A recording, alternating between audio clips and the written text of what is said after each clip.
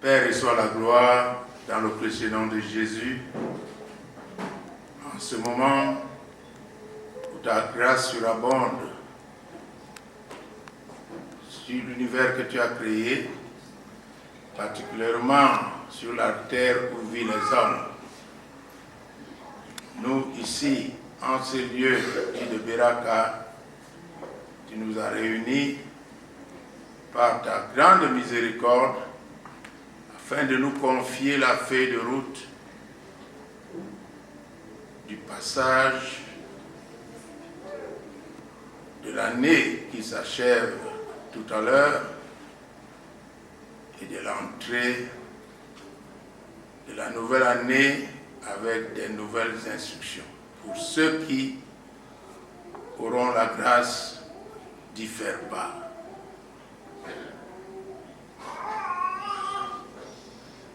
Je te rends hommage et te dis merci parce que tu me permets d'être encore en vie pour transmettre à ton peuple, à ta postérité, ta parole. C'est une grâce particulière, un privilège que je ne cesse de te louer, de t'adorer, de te bénir, de m'accorder encore une fois de plus. Que ton Saint-Nom soit béni dans le précieux nom de Jésus-Christ, notre Seigneur, qui revient bientôt. Amen. Amen.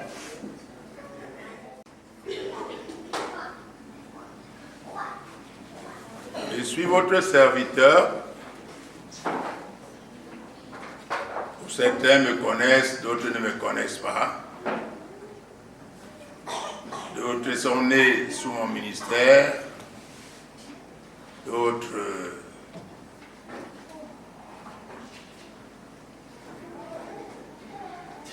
sont venus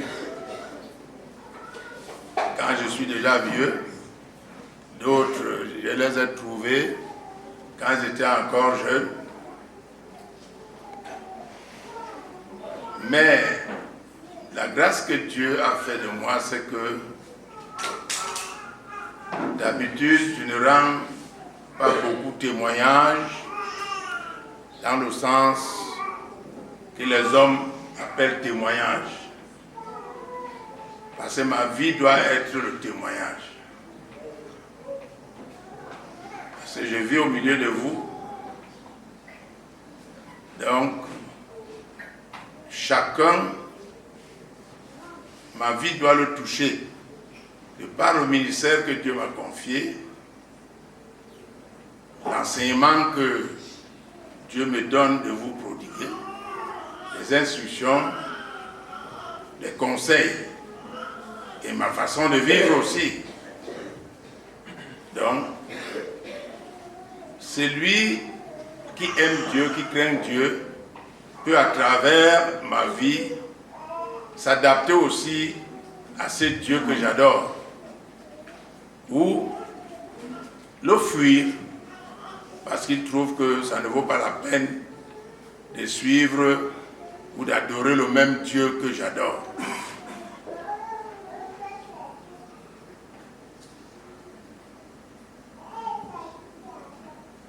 Mon feu père était évangéliste. Pour ceux qui le savent, je l'ai déjà dit. Et en mourant, m'a laissé entre les mains d'un pasteur.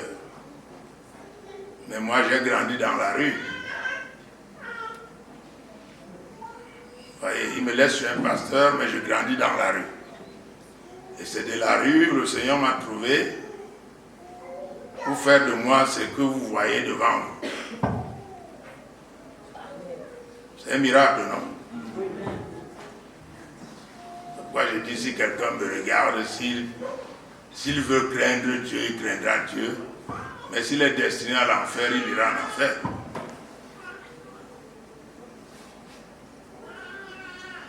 Depuis 2019,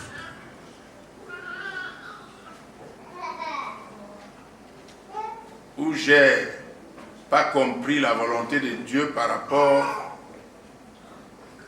non seulement à l'œuvre qu'il m'a confiée, mais au bien matériel aussi qu'il m'a donné pour faire cette œuvre-là. J'ai péché en utilisant l'argent de Dieu selon le principe de l'homme, pensant que c'est l'argent de la famille ou je pouvais utiliser ça comme je voulais. Le Seigneur a été irrité contre moi et il me l'a fait connaître. D'abord en pleine séance, comme celui-ci, où je présidais à Edea, et après à 2.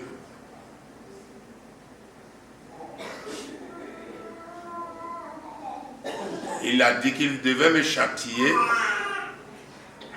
parce que je n'ai pas obéi et écouté ce qu'il fallait faire avec son argent. J'ai demandé pardon à Dieu.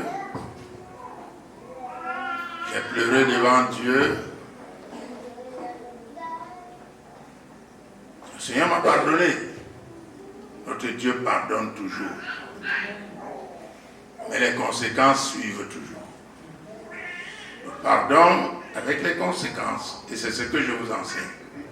Et ce que j'essaie d'enseigner à ma famille tous les jours. Dieu peut te pardonner, mais les conséquences, tu dois les subir. Parce que tu as péché. Souvenez-vous de David. Souvenez-vous d'Absalom et de tous ceux qui ont péché contre Dieu. Il pardonne, mais il sanctionne. Mais mon cas est particulier quand même. Parce que beaucoup de gens se sont réjouis parce que Dieu m'a châtié. Moi, je me suis humilié, j'ai reconnu ma faute devant le Seigneur.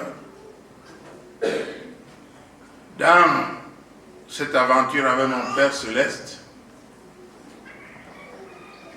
comme il voyait les cœurs des gens et des ennemis, il m'a sorti un ange pour soutenir et ma vie, et ma famille, et mon ministère. Les gens n'ont jamais compris que quelqu'un qui avait beaucoup d'argent, qui n'en a plus, mais il vit toujours comme s'il avait de l'argent. Et parce que vous ne regardez pas, vous ne remarquez pas la main de Dieu, soit dans nos vies, soit dans nos familles, comme Dieu disait samedi, qu'il y a dans le peuple de Dieu des gens que Jésus ne lui a pas encore confiés. Ils ne pêchent que la nuit. Ils ne connaissent pas Dieu. Ils ne connaissent pas la grâce de Dieu. Ils ne savent pas ce que Dieu fait de merveilleux parmi son peuple, parmi les hommes. Je n'ai jamais dormi affamé. Je n'ai jamais manqué d'argent de transport. Je n'ai jamais manqué de beaux habits, comme maintenant je suis très beau, plus que vous tous. C'est la vérité. Je suis plus beau que vous tous. Même mon fils béni, il a un costume. Heureusement, Esaïe aussi a mis le costume. François s'est apporté un peu, bateau et voyou, tout le reste là. Parce que moi, je n'ai que Dieu. Quand je vais chez mon Dieu, je suis la femme. C'est ce que la Bible enseigne. Et ce que je vous ai enseigné. Nous sommes l'épouse. Jésus est notre mari. Donc quand je vais chez lui, je dois me faire belle. Parce que je vais chez mon mari. Mais vous, comme vous êtes ignorants des choses de Dieu, quand vous allez chez les hommes, vous êtes beaux parce que vous partez pécher. Quand vous venez chez Dieu qui vous donne la vie, vous êtes laid, sale et tout ça. Or que c'est lui qui devait avoir vos plus beaux habits, vos plus belles coiffures, plus beaux parfums, parce qu'il vous donne la vie. Il vous permet d'être beau, en bonne santé, il vous protège, il fait tout.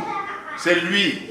C'est ça qu'on connaît, aller chez Dieu, être conduit chez Dieu. Quand on a connu Dieu, on l'aime, on l'adore et on en fait son amour. Amen. Oui, il faut changer. Quand je vois ça, je vois mes petits-enfants, d'autres ont des képis sur la tête, machin, truc. À une rencontre solennelle comme celle-ci, on doit rencontrer Dieu pour te faire passer à une autre vie. Et demain, tu vas mettre un beau habit pour aller voir les païens et tout ça. Je pleure. C'est l'ignorance. Parce que vous ne connaissez pas. J'ai tout fait. Depuis 2011, je vous enseignais la parole. Comme l'apôtre Paul dit, je vous montre les codes, les secrets, pour que vous soyez des amis de Dieu, des bénédictions en foison. Mais vous êtes tellement rebelles, durs d'entendement, vous ne comprenez rien. Ça me fait mal. Bon, mais vous êtes le peuple de Dieu, de grâce. Ne craignez rien. Dieu m'a dit, vous êtes son peuple. C'est comme ça qu'Israël le dérangeait toujours dans le désert. Dieu m'a donc sorti un ange. Quand il faut de l'argent pour manger, faire manger ma famille, aider ma famille, j'ai l'argent. Quand j'ai un problème de 5 millions, elle envoie 10 millions.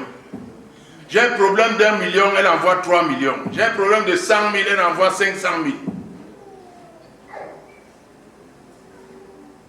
Je suis resté pendant les 6 ans, j'entre en 7e année. J'ai 4 sœurs. Une est au repos auprès de l'Éternel.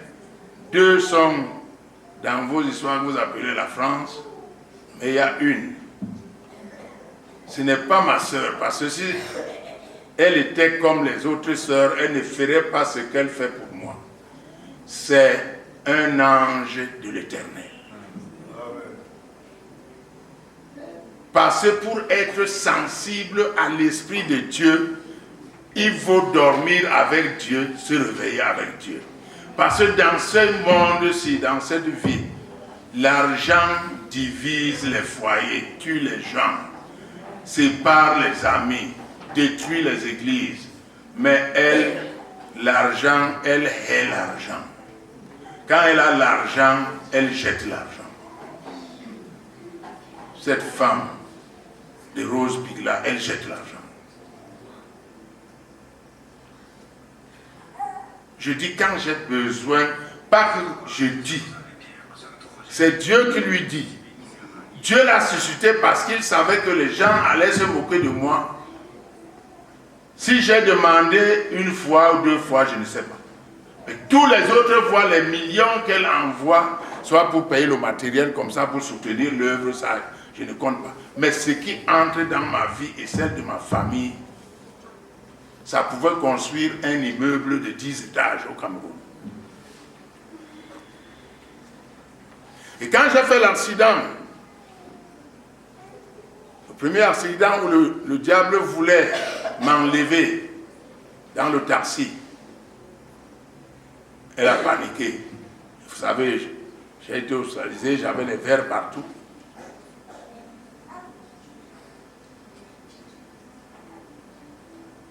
J'étais assis un jour comme ça, j'entends seulement que va payer la voiture.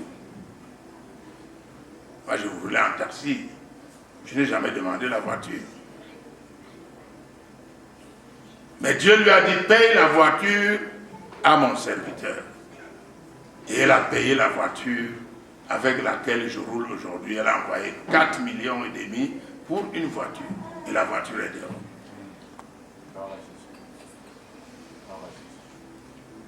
Si vous me dites que c'est un homme qui fait ça, je vous dis que vous êtes très ignorant. Parce que vous-même, pour donner 4 500, on ne parle donc pas 4,5 millions, 10 millions, 5 millions, 7 millions, 3 millions. Telle personne, on veut l'arrêter, on envoie l'argent. Telle personne, on veut faire des problèmes, on envoie l'argent. C'est-à-dire, je dis une sensibilité spirituelle. Je ne l'ai jamais vue.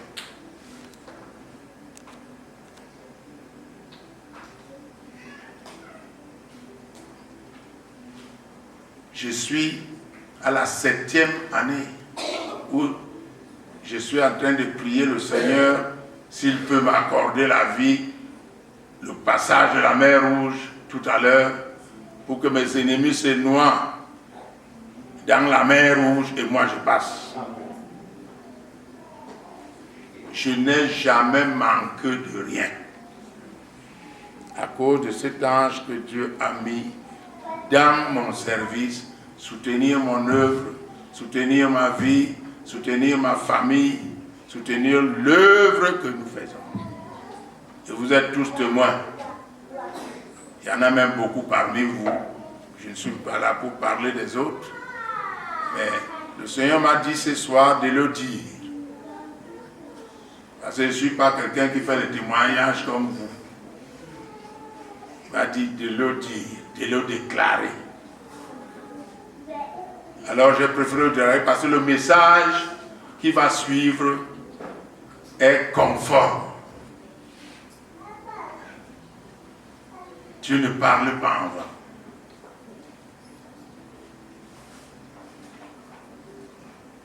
Ma prière est que ce soir,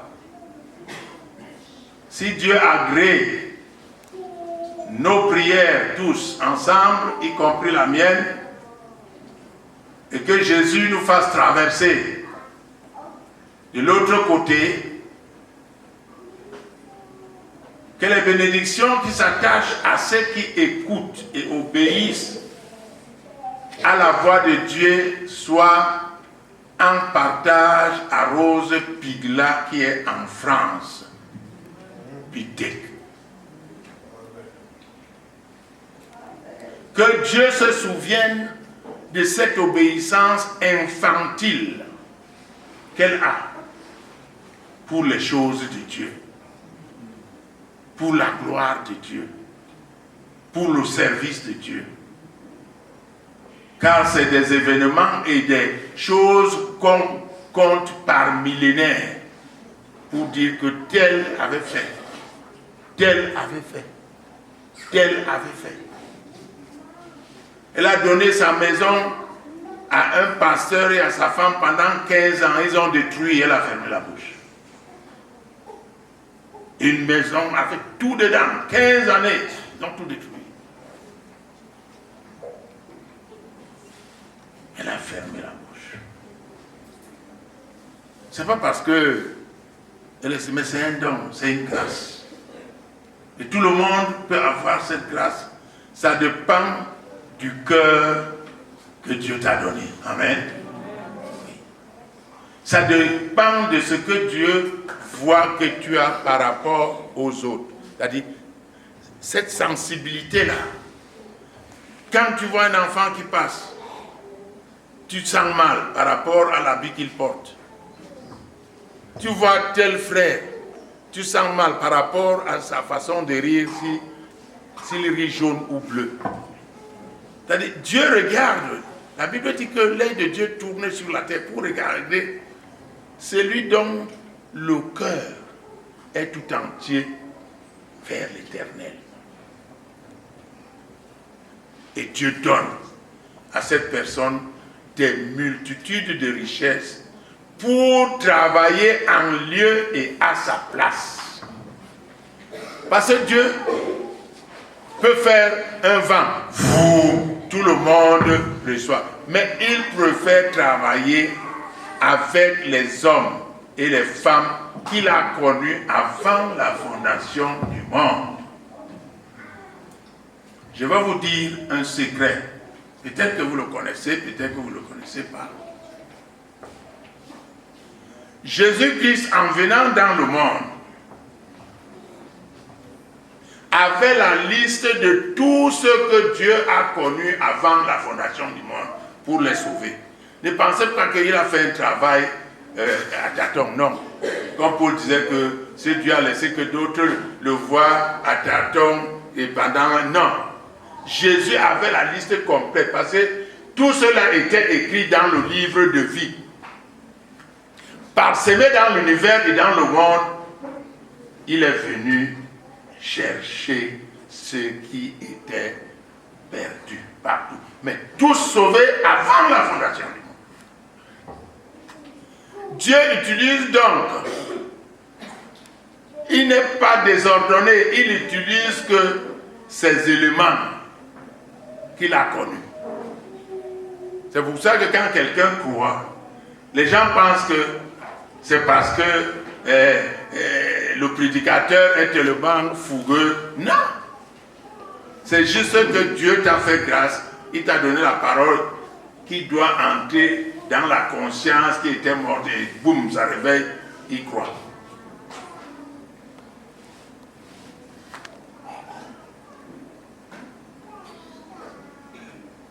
Nous devons être reconnaissants à Dieu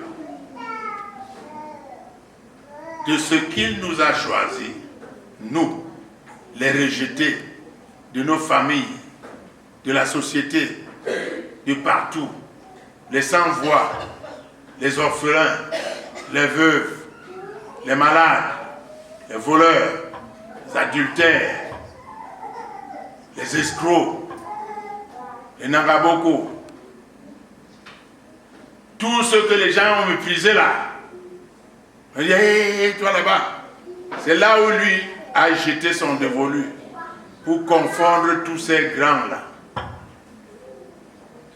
Tous ceux-là qui pensent qu'ils sont, pourtant ils ne sont rien devant Dieu. C'est toi qui es. Mais je te dis ce soir avant la parole de Dieu, sache, mon frère, ma soeur, serviteur qui vous tenez devant l'Éternel pour le servir.